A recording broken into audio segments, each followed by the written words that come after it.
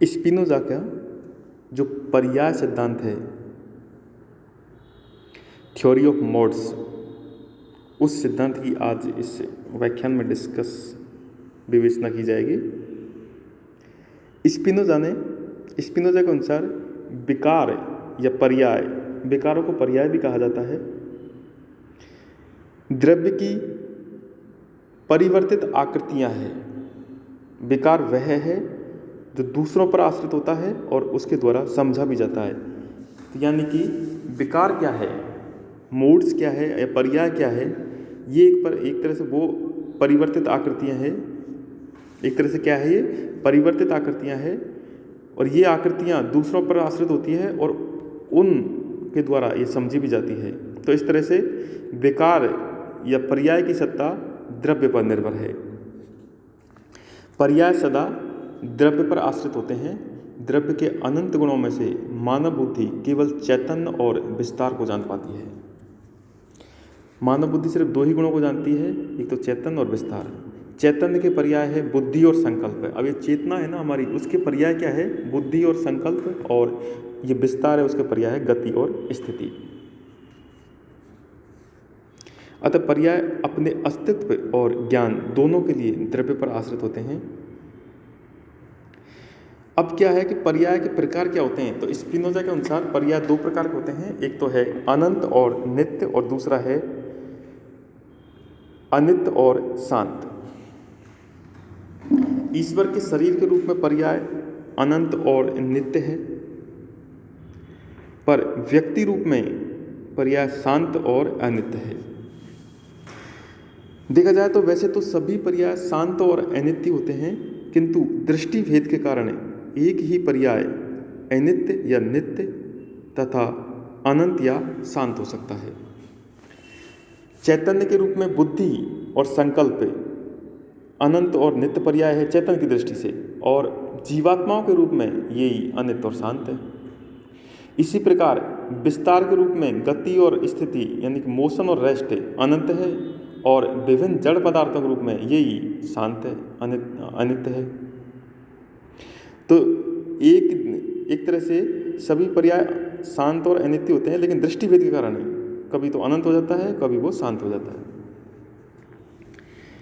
अब यदि पर्यायों की द्रव्य से तुलना की जाए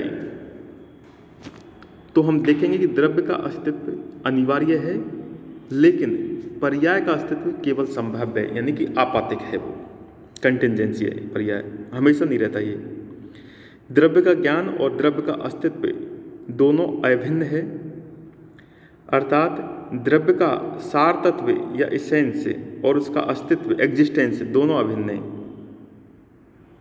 समझ रहे हो आप कि जो द्रव्य है या ईश्वर है, उसका जो एसेंस और एग्जिस्टेंस यानी कि सार तत्व और अस्तित्व दोनों एक ही है, दोनों अलग नहीं हो सकते। लेकिन मोड्स या पर्याय या विकार उनका एग्जिस्टेंस और एसेंस अलग अलग है, उनमें अभिन्नता नहीं पाई जाती। यही उनकी क्या है, आपातिकता है।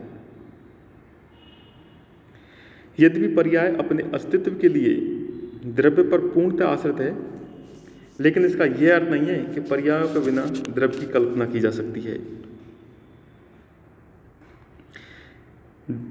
पर्याय अपने अस्तित्व के लिए यानी कि अपने एग्जिस्टेंस के लिए द्रव्य पर तो आश्रित है, लेकिन इसका तात्पर्य ये नहीं है कि जो आश्रित है उसकी कोई जरूरत नहीं है द्रव्य को। नहीं, पर्यायों के बिना द्रव्य की कल्पना नहीं की जा सकती। न तो द्रव्य के बिना पर्यायों की कल्पना की जा सकती है और न पर्यायों के बिना द्रव्य की कल्पना की जा सकती है।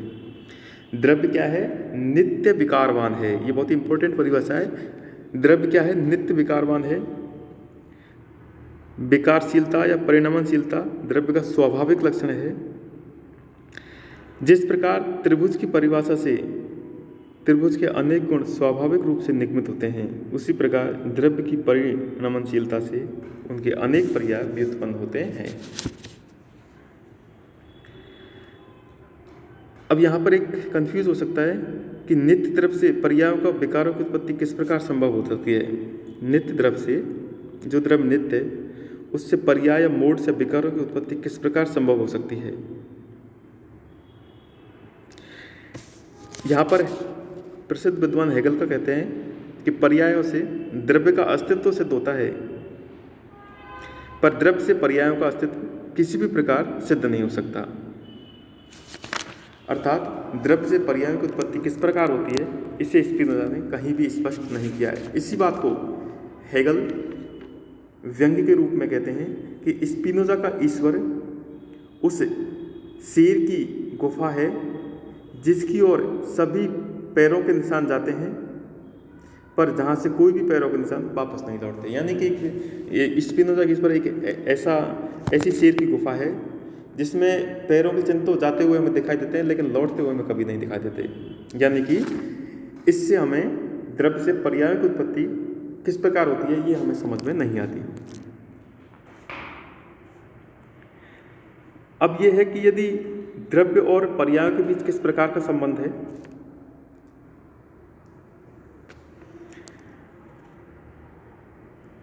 द्रव्य और पर्याय के बीच कार्यकारण संबंध तो नहीं हो सकता, क्योंकि कार्यकारण संबंध के लिए दो पृथक इकाइयों की आवश्यकता होती है, और स्पिनोजा के दर्शन में तो केवल एक इकाई और वो है स्वरूप या द्रव्य या ईश्वर। अतः द्रव्य और इस पर्याय में आधार और आधेय का संबंध है।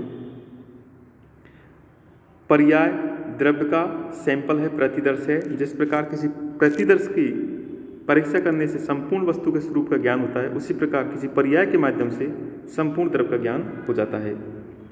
पर्याय के अब प्रकार दो रूप है, एक तो है व्यष्टि रूप और दूसरा है समष्टि रूप।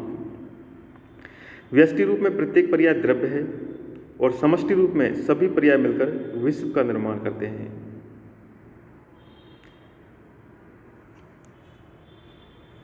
स्पिनोजा ने पर्यायों को द्रव्य अवश्य कहा है, पर वे उसी दृष्टि से द्रव्य नहीं है जिस दृष्टि से ईश्वर द्रव्य है। ईश्वर के द्रव्यत्व और पर्यायों के द्रव्यत्व में बहुत बड़ा अंतर है। स्पिनोजा ने इस अंतर को दो दृष्टियों से बताया है, एक तो व्यावहारिक दृष्टि से और एक होता है पारमार्थिक दृष्टि से। व्यावहारिक दृष्टि से सभी पर्याय द्रव्य रूप में दिखाई देते हैं। ऐसा प्रतीत होता है कि द्रव्य अनेक है। सभी जीवात्माएं एवं सभी भौतिक वस्तुएं द्रव्य रूप में दिखाई देती है।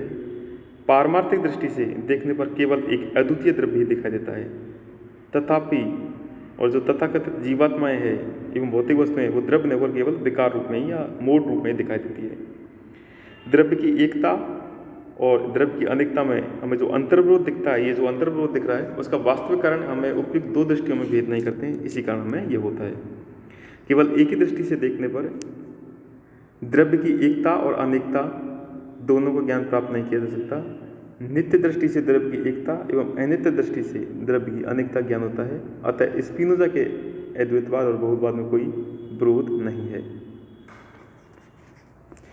इस तरह हमने आज इस व्याख्यान में स्पिनोजा का जो विकार सिद्धांत है या मोड सिद्धांत है उसका डिस्कस किया है।